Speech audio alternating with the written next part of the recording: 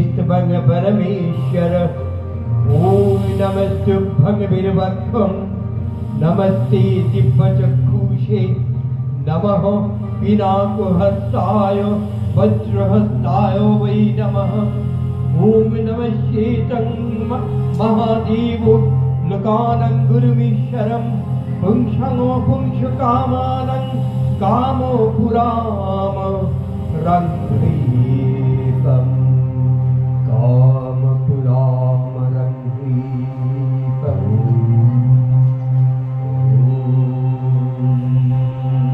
हे नित्यं महेशं रजतगिरिनिभं चारुचन्द्रावतंसं रत्नकल्पज्वलङ्घं परशुमृग वराभीतिहस्तं प्रशन्यं पद्मशीलं शमन्तास्तु तममर्गणैः व्याघ्रकृतिं वशानं विश्वोद्यं विश्वबीजं लिखितभयभरं पञ्चवक्त्रात्रिनेत्रम् ॐ नमः शिवाय ॐ नमः शिवाय ॐ नमः शिवाय शिव शिव शिव शिव ॐ नमः शिवाय शिव शिव शिव शिव ॐ नमः शिवाय शिव शिव शिव शिव ॐ नमः शिवाय शिव शिव शिव शिव ॐ नमः शिवाय शिव शिव शिव शिव ॐ नमः शिवाय शिव शिव शिव शिव ॐ नमः शिवाय शिव शिव शिव शिव ॐ नमः शिवाय शिव शिव शिव शिव ॐ नमः शिवाय ॐ नमः शिवाय ॐ नमः शिवाय ॐ नमः शिवाय ॐ नमः शिवाय।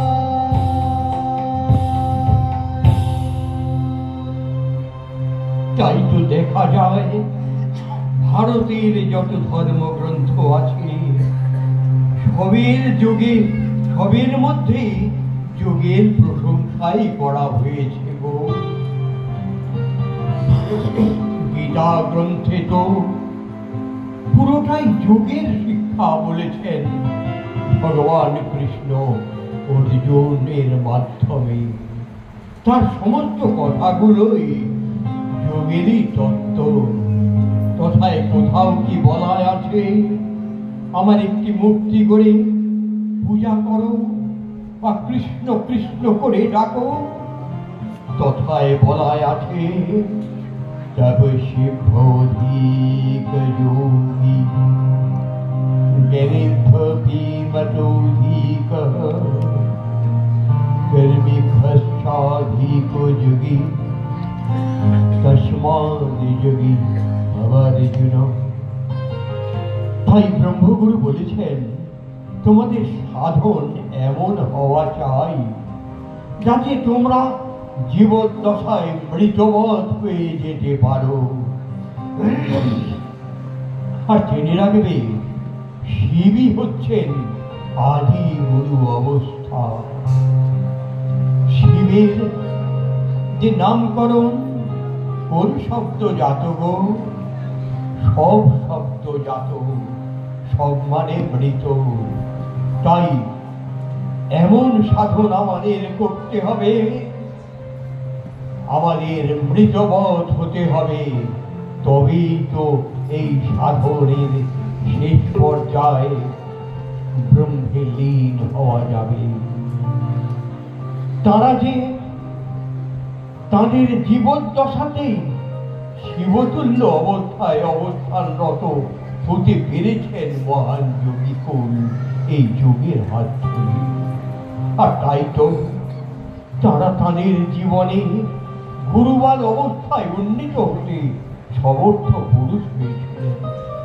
এখানে শিবাবস্থার তুলনায় গুরুবাদ অবস্থার গৌরব স্বয়ং শিবের মুখাশ্রী প্রমাণিত উক্তি।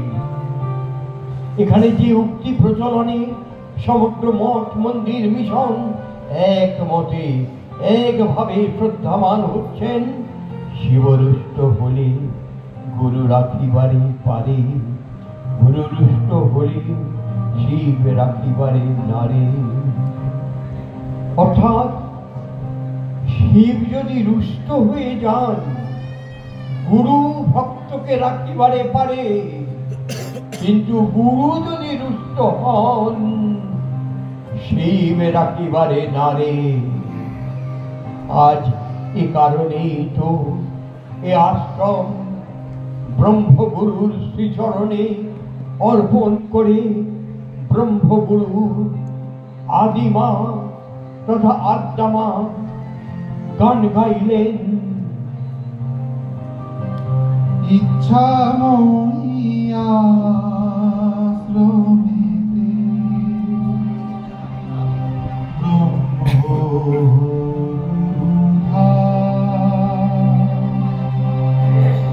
ব্রহ্ম সাধন ব্যতিরেকে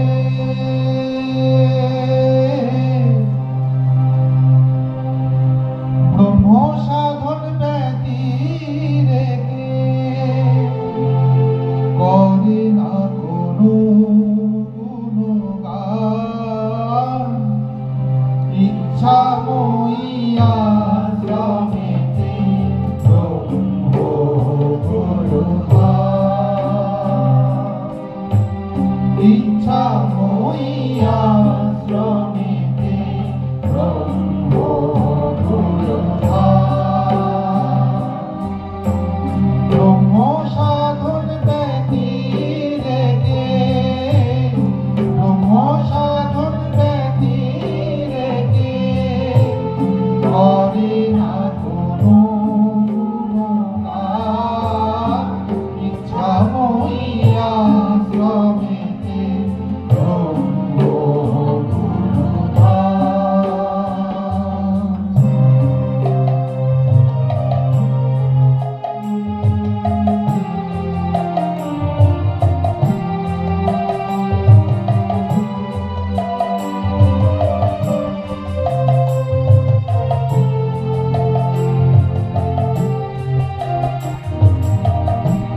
যে আশ্রমের সাধন ভজন চলছে সদাই ব্রহ্ম সাধন।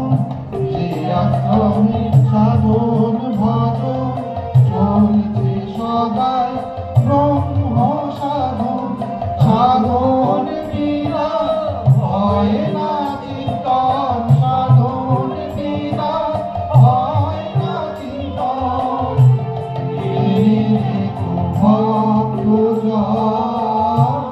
ইচ্ছা মইয়া শ্রমিতে ব্রহ্ম গুরুধাম। ইচ্ছা মইয়া শ্রমিতে ব্রহ্ম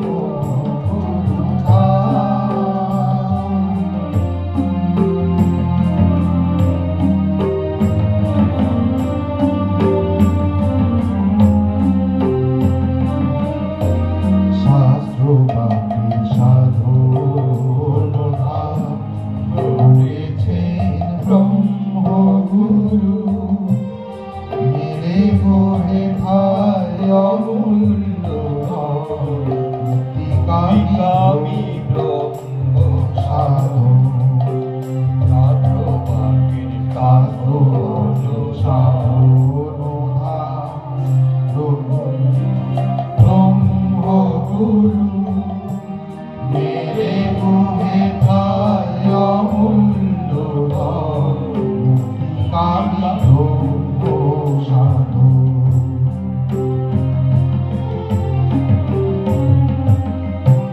যে আশ্রমের প্রতিষ্ঠাত্রী আদ্যামা এক সন্ন্যাসী।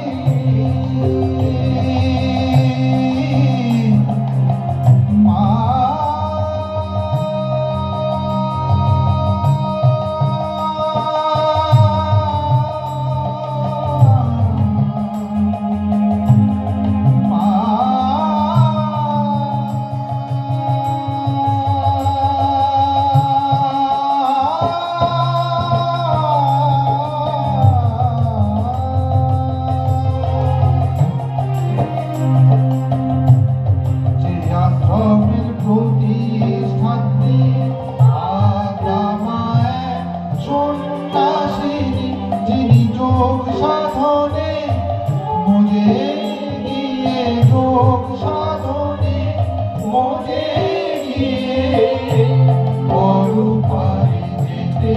যান ইচ্ছাময়ীরা স্বামীতে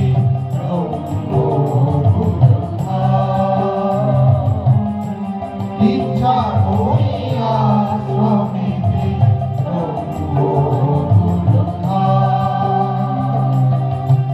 ব্রহ্ম সাধন ব্যক্তি রেখে ব্রহ্ম সাধন ব্যক্তি রেখে করে না কোনো গুণগান ইচ্ছাময়ীরা স্বামীতে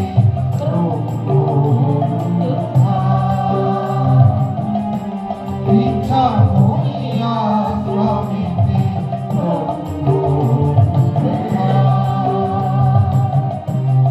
ইচ্ছাময়ীরা স্বামীতে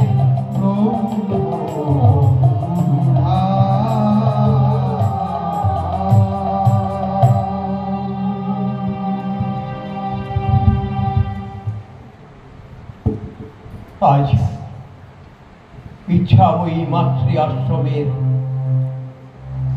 ৫৫তম বাৎসরিক উৎসব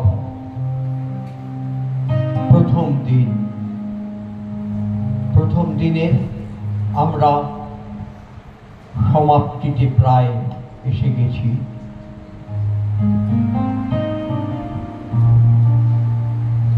আগেই বলেছি যে এটা নিশ্চয়ই শীতলা মাতার মন্দির, কিন্তু শীতলা মা তো মাকে বলেছিলেন যে আমি তোকে সন্ন্যাস ধর্মে দীক্ষিত করব, আর পরবর্তী দিনে যোগের পথকেও পাওয়াবো। আর তার সূচনাতেই তিনি যে ইঙ্গিতটা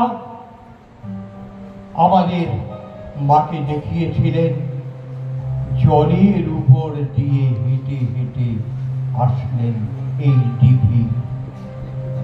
এই দিঘি যে কত বড় পবিত্র জলাশয়, আজকে দিঘির পাড়ে যারা বসবাসকারী তারা এটাকে মান্যতা দেয় না।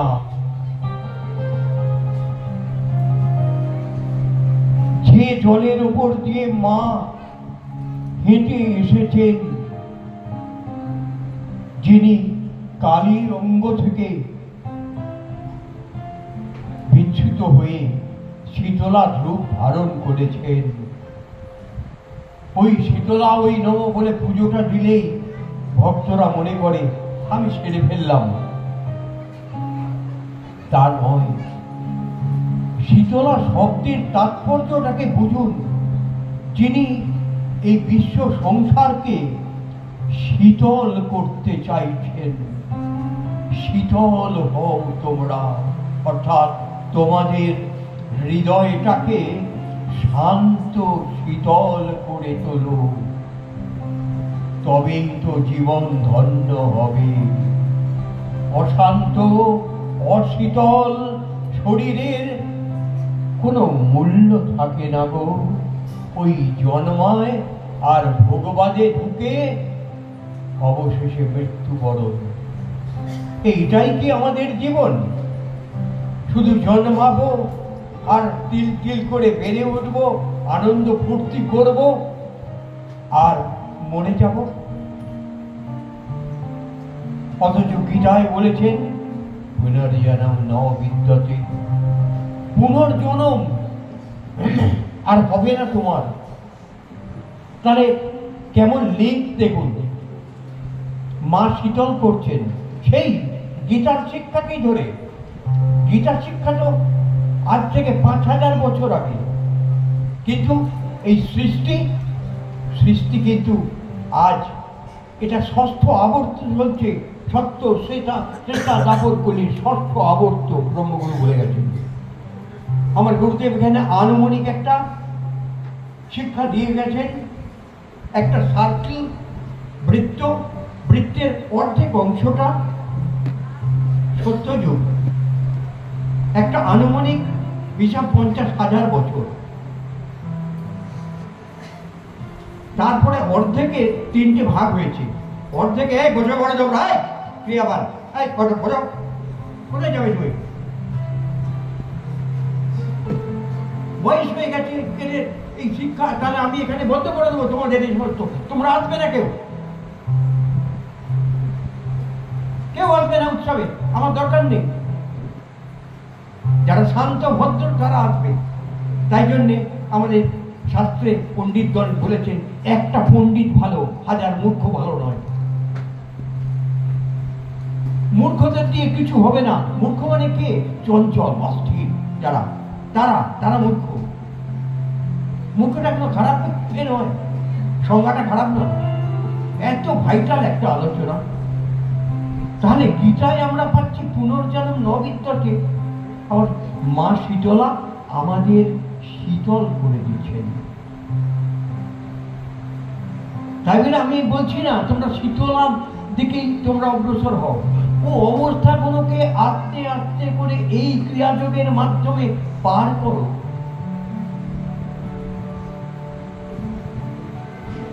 যখন গুরুর কাছে যাওয়া হয়, এই যদি আমাদের গীতায় বলা আছে, চাতুর্বর্ণং ময়া সৃষ্টং গুণ কর্ম বিভাগশ, গুণ এবং কর্মের দ্বারা বিভাজন করেছি আমি, চারটে বর্ণের সৃষ্টির দ্বারা। সেই সৃষ্টির নিয়মে সেই নামগুলো কি? ব্রাহ্মণ, ক্ষত্রিয়, বৈশ্য, শূদ্র। তার মানে দেখো, ওপরটাই ব্রাহ্মণ, ব্রাহ্মণের পরে ক্ষত্রিয়, ক্ষত্রিয়র পরে বৈশ্য, বৈশ্যর পরে শূদ্র, তলায় নেমে এসেছি। সৃষ্টির নিয়মে সবাই মূলাধারে এসে আছাড় খেয়ে পড়ে, এক লক্ষ চঞ্চলতায় আবদ্ধ হয়ে যায়। তাই পৈতে ঝোলালেই ব্রাহ্মণ নয়, সেই পৈতেধারী ব্রাহ্মণকেও এই যোগের দ্বারাই ব্রাহ্মণত্ব অর্জন যদি করতে পারে, তবে সে ব্রাহ্মণ। তাহলে দেখো, আমরা উপর থেকে নেমে এসেছি। আমি ছিলাম একদিন ব্রাহ্মণ, আমার অবক্ষয় ঘটল ক্ষত্রিয়তে, ক্ষত্রিয়র পরে যে বৈশ্যে, বৈশ্যের পরে একেবারে শূদ্রে আছাড় খেয়ে বললাম। এই যুগের দ্বারা প্রথমেই আমরা মূলাধার থেকে টানছি। অতি সুন্দর, অতি পবিত্র, অতি নির্মল, অতি সুন্দর শিক্ষা পৃথিবীর বুকে আর কোনো নেই। এই শিক্ষা নেই, মানে আমরা পেয়ে গেছি যোগ, নিচ থেকে ওপরে ওঠার। যেমন মই, একটা শক্তপোক্ত মইয়ের উপরে আমরা প্রথম স্টেপটা দিই, তলা থেকে মাটি পাই। দ্বিতীয় স্টেপে দিয়ে কিন্তু আমরা মাটিটাকে ছাড়া হয়ে যাই ওপরে। এবারে স্তর বাই স্তর উঠে আমরা ছাদটাকে। তাই ইচ্ছাময়ী আশ্রমেতে ব্রহ্মগুরু ধাম কি হলো? প্রথমে ইচ্ছাময়ী দর্শন হলো, মা পূজা শুরু করলেন। পূজা করতে করতে করতে করতে 55 বছরের আশ্রম, এই চাকরটাকে নিয়ে চলে এলেন, মূর্খ চাকর। 50 বছর হলো, এবছরে 50 পূর্তি।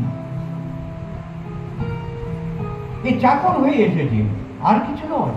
এর কোনো মান সম্মানের ব্যাপার নয়, এ ঢাক পেটায় না, একে কেউ অসম্মান করো না। অসম্মানটা কিন্তু করো না, বুঝে নাও। তোমরা সম্মান করবে না, কিন্তু অসম্মান করো না, তাহলে তোমাদের ক্ষতি হতে পারে। রাস্তা দিয়ে হেঁটে যাচ্ছে অচেনা লোক, হয়তো তার ছেঁড়া জামা কাপড়, হয়তো খুব কুৎসিত লাগছে। যে সমস্ত মূর্খ ব্যক্তি টাকায় অহংে মত্ত, সে তাকে অবজ্ঞা করে ফেলে। এই পাশ দিয়ে যাও, এখানে দেখছো না আমরা পরিষ্কার জামা কাপড় পরে যাচ্ছি। এটা করো না। কোনো গরিবকে, যে দুর্বলকে কখনোই অবজ্ঞা করতে নেই। এই শিক্ষাটা এই ইচ্ছাময়ী মাতৃ আশ্রম থেকে, মায়ের কাছ থেকে পেয়েছিলাম ছোটবেলা এসেই। তখন 23-24 বছর বয়স আমার। মা শিখিয়েছিল এই সমস্ত। মা আমায় প্রথমে প্রশ্ন করেছিল একদিন, তুই কে? কিন্তু তার ভেতরে হয়তো বোধ ছিল, পিতামাতার কৃপায় আশীর্বাদে মায়ের উত্তরটা এই অধক দিয়েছিল, আমি আত্মা। আমার পরিচিতিটা আমার আত্মা, আমার এই দেহটা আমি নই। আত্মা প্রাণ, প্রাণ আত্মা ইকুয়াল টু সেম। তাহলে আমরা কি পেলাম? জলের উপর দিয়ে হাঁটতে দেখলাম কাকে? মহান যোগী, মহান যোগী, ব্রহ্মময়ী। তাহলে তারপরে আমরা মা পুজো আরম্ভ করলো। 5 বছর পরেতে চাকরকে আনলো। তারপরেতে মা 83 সালের অক্টোবরের শেষ প্রান্তে অদমকে আদেশ দিলেন, এবারে মন্দিরটা পাকা কর। আর বলবো না ওটা বেশি করে, মন্দিরটা পাকা হয়ে গেল। এবারে মা বললেন যে পাকা মন্দির করলে তো দেবীকে প্রতিষ্ঠা করতে হয় পাকা বিগ্রহ করে। এমন বিগ্রহ হবে যে বিগ্রহ কোনোদিন অস্থায়ী হবেন না, তিনি স্থায়ী রূপে বিরাজ করবেন। তার প্রাণ প্রতিষ্ঠা কালে একটা নামকরণ করতে হয়। তাই আমরা দক্ষিণেশ্বরের মাকে ভবতারিণী রূপে পাই, ভবতারিণী কালী মা। সেই রকম ইচ্ছাময়ী শীতলা মা। এইবারে তাঁর ইচ্ছায় হয়েছে, তাই তাঁর ইচ্ছা দিয়ে তিনি পরপর স্তর অতিক্রম করালেন। মায়ের সন্ন্যাস হলো 79 সাল, তখন চাকর চলে এসছে 79 পর থেকেই আস্তে আস্তে করে মা বলতে লাগলেন, ওরে এটাও এক্সট্রিম নয় রে, এর উপরে সাধন আছে। কি বলেনি মা? তারপরে পরে এই যোগের পথ পাওয়ার রাস্তা আমরা পেয়ে গেলাম। ব্রহ্মগুরুর চরণ তলে গিয়ে লুটিয়ে পড়লাম। মা অধম দুলাল আর ভোলা ব্রহ্মচারী থাকতো, সে এখন থাকে না, আসলে সে সংসারে প্রবেশ করেছে। এইবারেতে বাবা চলে এলেন 88 সালে। 87-তে ক্রিয়া পাওয়া, 88 সালে ব্রহ্মগুরু চলে এসছেন। কত সহজে ব্রহ্মগুরু কোথাও যেতেন না। তিনি এসেই মন্দিরের গেটটা থেকে প্রথম পদার্পণ করার পরেই তার মুখ থেকে নির্গত হলো যে বাণীটি, খুব ভালো আশ্রম হয়েছে। ওই সাইড দিয়ে তুমি দুলাল পেঁপে গাছ বসিয়ে দাও, পেঁপে সেদ্ধ আর ভাত নুন দিয়ে খাবে আর ক্রিয়া করবে। এই ক্রিয়া যোগে কোনো ফাঁকি নেই। এইটা 60-70 পর্যন্ত। এখন আমার কাছে 72 বছরের ছেলে, মানে একজন বৃদ্ধ এসে সে 3য় স্তর অতিক্রম করে গেছে। এই সাধনে 6টা স্তরে 3য় হয়ে গেছে। এটা হাতে হাতে ফল পাওয়া যায়। 2 আর 2 4 আপনার খাতাতেও হবে, আমার খাতাতেও হবে, বিশ্বের সমস্ত লোকের খাতাতেও 2 আর 2 4। ঠিক তদরূপ সত্য এই ব্রহ্ম সাধন। ব্রহ্ম সাধন অর্থাৎ ব্রহ্ম অর্থাৎ তীরের ঘরে যাবার সাধন এটা। তা এইবারে বাবা এলেন, তারপর থেকে আস্তে আস্তে করে মাথায় বুদ্ধি দিলেন। বাবাকে তার চরণে নিবেদন হলো 16 সালের জুলাই মাসে। বাবা গো, তুমি একটু আদেশ করো, একটা দ্বিতলে একটা বড় ঘর হবে। বাবা আদেশ দিলেন, ঘর হলো, তার নামকরণ হয়ে গেল ব্রহ্মগুরু ধাম। এখানে মুক্তির পথ প্রশস্ত করার যে সাধন ভারতের সনাতন যোগ, সেটা এখান থেকে পাওয়া যায়। ভারতবর্ষের অনেক জায়গায় পাওয়া যায়, কিন্তু এখানেও পাওয়া যায়। এই পর্যন্ত বলে ঠিক 9টা 1 পান্ডুয়াবাসীর একটু চিন্তা করবেন আপনারা আশেপাশে যারা থাকেন, যে ইচ্ছাময়ী মাতৃ আশ্রমের যে আদর্শ, 9টা ম্যাক্সিমাম 9:30 কোনোদিন যায়নি উৎসব। কোথায় বাউল গান হচ্ছে সারা রাত বাউল গান। এ কি বাউল গান? বাউল অত্যন্ত উচ্চ মার্গের গান সঙ্গীত। বাউলের মাধ্যমে প্রচুর শিক্ষা। আমি আগে একটু পারতাম, এখন আর পারি না। ওই গুরু কি ধন চিনলি না রে, দেখলি না ভাবিয়া, কোমল পাগলা রে, সাথীর জনম যায় যে ফুরাইয়া।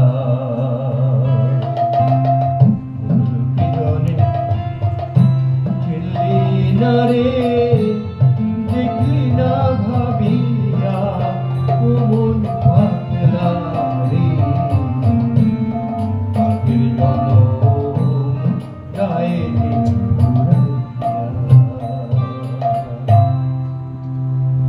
এইসব শিক্ষা বাউল গান গিয়েছে। কি চেতনা জাগাবে হৃদয়কে? এ কি সারা রাত শোনা শুনতে হবে? না, একটুখানি শুধু চেতনা। সেই চেতনা আনেকে মন নয়, বিবেক। তাই ওই শ্রদ্ধাঞ্জলি গ্রন্থে কবিতা আছে, দেখবেন, অন্ধত্বকে ধৃতরাষ্ট্র আর কতদিন ধরে থাকবে। অর্থাৎ আমরা সবাই কিন্তু ধৃতরাষ্ট্র, একজন ধৃতরাষ্ট্র নয়, একজন অর্জুন নয়, সবাই। কৌরব পক্ষ সবার ভেতরে আছে, পঞ্চপাণ্ডব সবার ভেতরে আছে। প্রবৃত্তি আর নিবৃত্তি পক্ষের লড়াই। প্রবৃত্তি মানেই কৌরব, যারা চাই করছে, গাড়ির উপর গাড়ি, বাড়ির উপর বাড়ি, টাকার উপর টাকা, সোনার উপর সোনা, তারা সব কৌরব। আর কিচ্ছু চাই না, আমাদের একটু প্রাপ্য যেটুকু দিয়ে দাও। কিন্তু ধৃতরাষ্ট্র নয়, ধৃতরাষ্ট্রের পুত্র। যে অন্ধের পুত্র তো অন্ধই হবে, अंधा का पुत्र अंधा होता है, ওইটাই বলেছিলেন দ্রৌপদী। अंधा का लड़का अंधा है, ভুল বলিনি। সত্য বড় তিক্ত, সব সময় গুরুদেব বলতেন ট্রুথ ইজ বিটার। তাই ট্রুথকে, সত্যকে কেউ মান্যতা দিতে পারে না, তারাই দিতে পারে যাদের বিবেকের দ্বার উদ্ঘাটন হয়ে গেছে। তাই জন্যে বিবেকের দ্বারকে উদ্ঘাটন করার জন্যে আপনারা চেষ্টা করুন, নিশ্চয়ই পারবেন। আপনারা প্রাণীর শ্রেষ্ঠ মানব কুল, শ্রেষ্ঠত্বের তকমাটা গায়ে লাগিয়ে চলবেন না। আপনারা বিবেকের দ্বার উন্মোচন করুন। জয় ব্রহ্ম গুরুদেবের জয়, জয় ব্রহ্ম যোগীরাজের জয়, জয় গুরু মাতার জয়, জয় ব্রহ্ম গুরু ধামের জয়, জয় ইচ্ছাময়ী মায়ের জয়, সমস্ত ভক্ত বৃন্দের জয়। আগামী দিন, দ্বিতীয় দিন, প্রতি বছর এভাবেই হয়। ইচ্ছাময়ী শীতলা মাতার